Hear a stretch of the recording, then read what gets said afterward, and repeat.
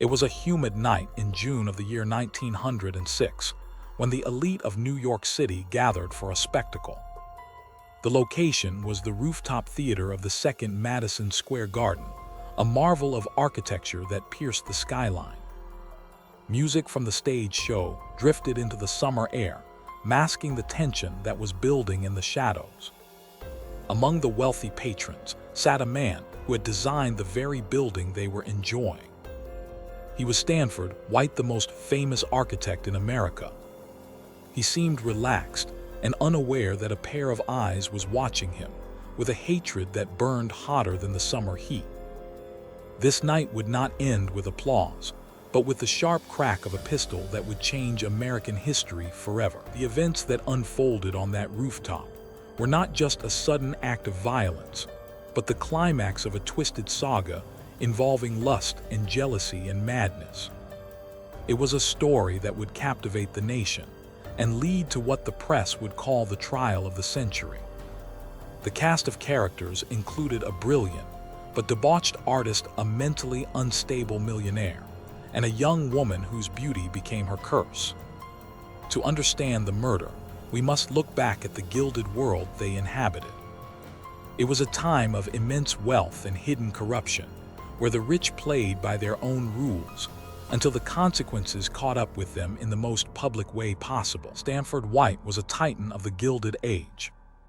As a partner in the prestigious firm McKim, Mead and White, he was responsible for shaping the visual identity of New York. His designs included the Washington Square Arch and the New York Herald Building and the sprawling Madison Square Garden itself.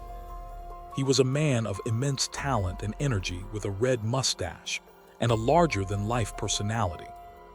White moved through high society with ease, charming the wealthy and powerful. However, beneath his professional success lay a secret life of indulgence and predation that he kept hidden behind the velvet curtains of his private apartments. White maintained several private hideaways throughout the city, including a notorious apartment on West 24th Street. These locations were furnished with exotic art and luxurious draperies, designed to impress and seduce. It was in these spaces that White entertained young women, many of whom were aspiring actresses or models. He used his influence and wealth to gain their trust and eventually their submission. One specific feature of his apartment became the stuff of legend and scandal. It was a red velvet swing, suspended from the ceiling, which White used for his own amusement. This swing would later become a central symbol in the public unraveling of his reputation. Enter Evelyn Nesbit, a girl of humble origins who possessed a beauty that stopped traffic. Born in Pennsylvania, she moved to New York with her mother in search of a better life. Her striking features and copper curls quickly caught the attention of artists and photographers. She became the original Gibson girl, the model for the ideal American woman of the era. Her face appeared on magazine covers and advertisements and fashion plates. She was innocent and young and completely unprepared for the predatory nature of the men who controlled the entertainment industry in New York. Evelyn Nesbit was only 16 years old when she first met Stanford White. He was 47. The architect was immediately captivated by her youth and beauty. He began to groom her with gifts and money and attention. He charmed her mother, as well ensuring that he had access to the young girl. White presented himself as a benevolent benefactor, a father figure who wanted to help Evelyn advance her career. He invited her to his studio for lunch and introduced her to his wealthy friends. Slowly but surely, he drew her into his world, blurring the lines between mentorship and manipulation. One evening, after a dinner party, White invited Evelyn to his apartment on West 24th Street. It was here that the dynamic of their relationship shifted irrevocably. White offered her champagne, which she had never tasted before. The night ended in what Evelyn would later describe as a traumatic loss of innocence. She had been drugged and assaulted by the man she trusted. Despite the trauma, Evelyn felt trapped. White continued to support her financially, and she felt she had nowhere else to turn. She continued to see him, and a complex and damaging relationship formed between the powerful architect and the teenage model. While Evelyn was entangled with White, another man entered the picture. Harry Thaw was the heir to a railroad fortune from Pittsburgh. He was a man of extreme wealth, but he was plagued by severe mental instability and a violent temper. Thaw had a history of erratic behavior and drug use. He became obsessed with Evelyn Nesbit after seeing her on stage. He showered her with flowers and gifts, determined to win her affection. Unlike White, Thaw was young and eligible, but his intensity was frightening. He saw Evelyn not just as a woman to be won, but as a possession to be guarded. Harry Thaw eventually learned of the relationship between Evelyn and Stanford White. The revelation drove him into a frenzy of jealousy and rage. He was obsessed with the idea that White had ruined Evelyn. Thaw saw himself as her savior, the knight who would rescue the damsel from the beast.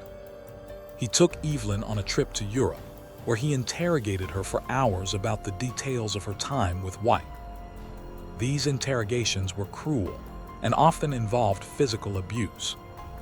Thaw wanted to know every sordid detail, fueling his own hatred for the architect. Despite the abuse and the terrifying behavior of Harry Thaw, Evelyn Nesbit eventually agreed to marry him. She believed that marriage would offer her financial security and a way out of the scandal that constantly threatened her. Stanford White warned her against Thaw, knowing the man was dangerous, but Evelyn felt she had few options. The wedding took place in April of 1905. Evelyn became Mrs. Harry Thaw, entering a life of immense privilege, but also one of constant surveillance and fear. Thaw was a controlling husband who watched her every move. The marriage did nothing to quell the hatred Harry Thaw felt for Stanford White. In fact, it only seemed to intensify it. Thaw became convinced that White was still a threat to his happiness and his honor. He believed that other men in society were laughing at him because he had married a woman who had been with White. This paranoia consumed him. He began to carry a pistol and made vague threats about seeking justice.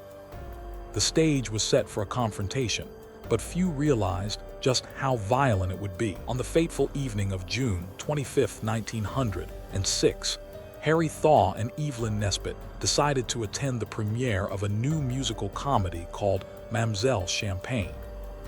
They planned to dine at the Café Martin before heading to the Rooftop Theater at Madison Square Garden. By a twist of fate, Stanford White was also dining at the same restaurant that evening. Thaw saw the architect, and his mood darkened instantly. The mere sight of White was enough to trigger his deep-seated rage. The air around the Thaw party became thick with tension. The group arrived at the Rooftop Theater, where the air was cooler than the stifling streets below. The show was a lighthearted affair, featuring chorus girls and catchy tunes. The audience was filled with the who is who of New York society. Stanford White arrived later in the evening and took his usual table near the stage. He was alone, which was somewhat unusual for him. He sat quietly watching the performance, seemingly lost in thought. He did not know that Harry Thaw was sitting just a few tables away, watching him with a predator gaze. Harry Thaw was dressed in a black tuxedo and a heavy overcoat despite the warmth of the evening. He seemed agitated and restless. He paced back and forth near the entrance of the theater before returning to his table. Evelyn Nesbit sensed that something was wrong. She saw the look in her husband's eyes, a look she had seen during his violent outbursts in Europe. She tried to distract him, but Thaw was fixated on the figure of Stanford White. The music on stage reached a crescendo as the finale approached. The song playing on stage was titled "I Could Love a Million Girls." It was a cheerful tune that clashed with the dark intent forming in the mind of Harry Thaw. As the chorus girls danced, Thaw stood up from his table. He buttoned his black overcoat and walked calmly towards Stanford White. To the onlookers, it might have looked like he was going to greet an old acquaintance. White did not turn around. He remained seated, his attention focused on the stage. Thaw stopped just a few feet away from the architect. In a split second, Harry Thaw pulled a pistol from his coat. He extended his arm and aimed directly at the head of Stanford White. Before anyone could react, Thaw fired 3 shots in rapid succession. The loud cracks echoed through the open-air theater. Stanford White slumped forward onto the table, his life ending instantly. The music stopped. The audience froze in confusion, thinking for a moment that the gunshots were part of the show. Then the screams began, as realization washed over the crowd. Harry Thaw did not try to flee. He held the gun high in the air and then turned to the stunned crowd. Witnesses later reported that he shouted phrases like, "He ruined my wife, and I did it because he ruined my life." The police arrived quickly and disarmed Thaw, who offered no resistance. He was calm, almost euphoric, as he was led away. Evelyn Nesbit was in a state of shock. She had just witnessed the murder of her former lover by her husband. The dream of a peaceful life had shattered into a nightmare. The news of the murder spread through New York City like wildfire. By the next morning, it was the headline on every newspaper in the country. The murder of Stanford White by a wealthy heir in a public theater was the most sensational story of the decade. The press dubbed it the crime of the century. Reporters scrambled to uncover every detail of the lives of the 3 main characters. The public was hungry for scandal, and the story delivered it in spades. Stanford White, the celebrated architect, was suddenly the subject of intense scrutiny. His secret life was laid bare for the world to see. The newspapers published stories about his private apartments and the red velvet swing. His reputation as a genius was tarnished by the revelations of his predatory behavior.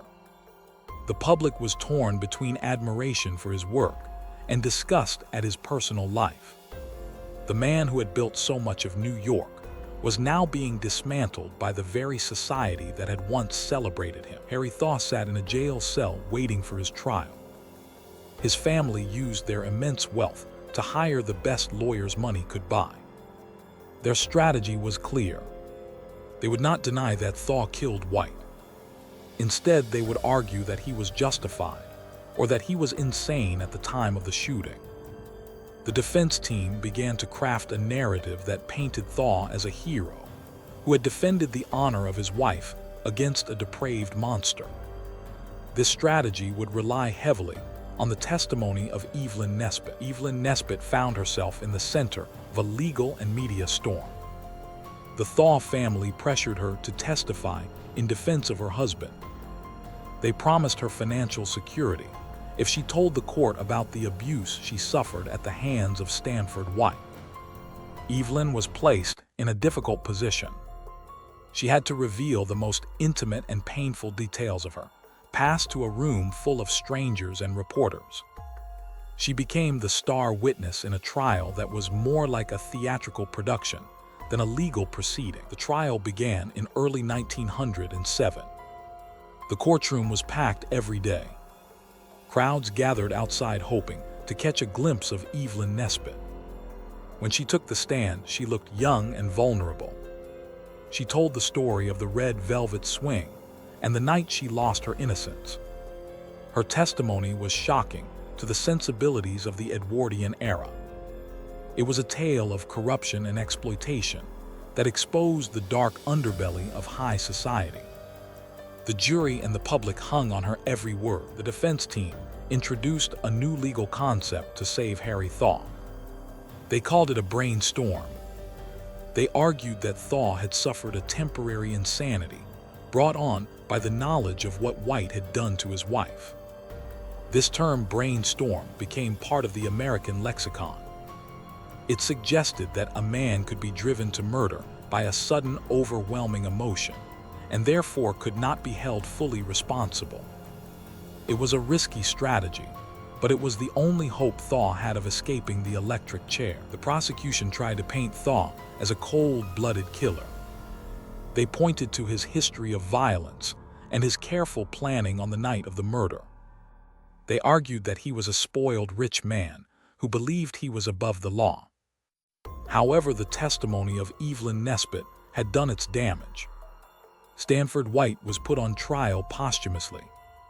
The defense successfully shifted the focus from the murder to the moral character of the victim.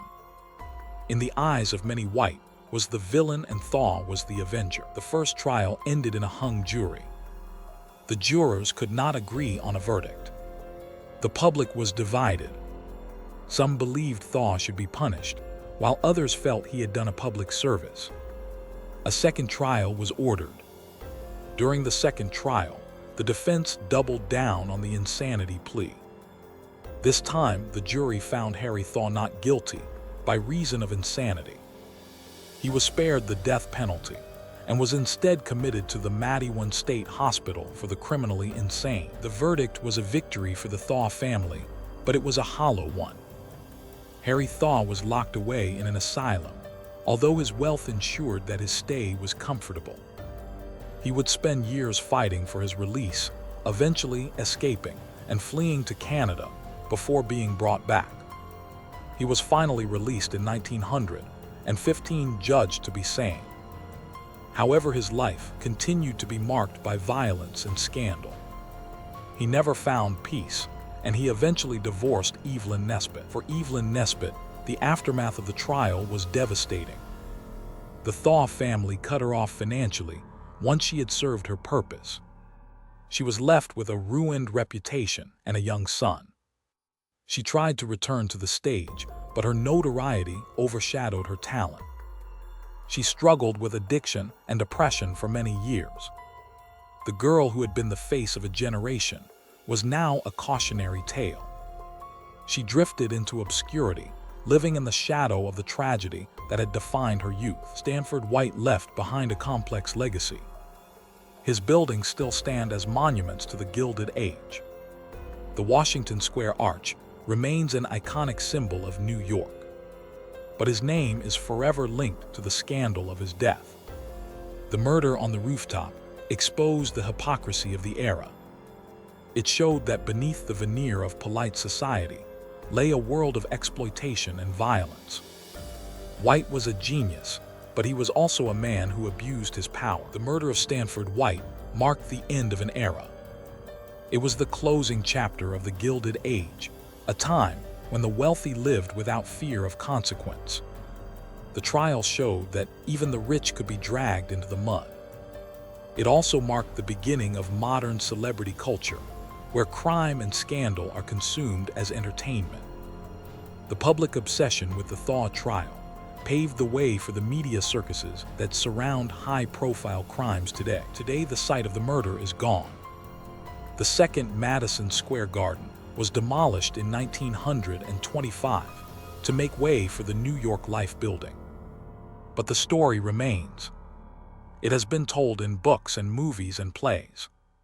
It is a story that has everything: beauty and wealth and genius and madness.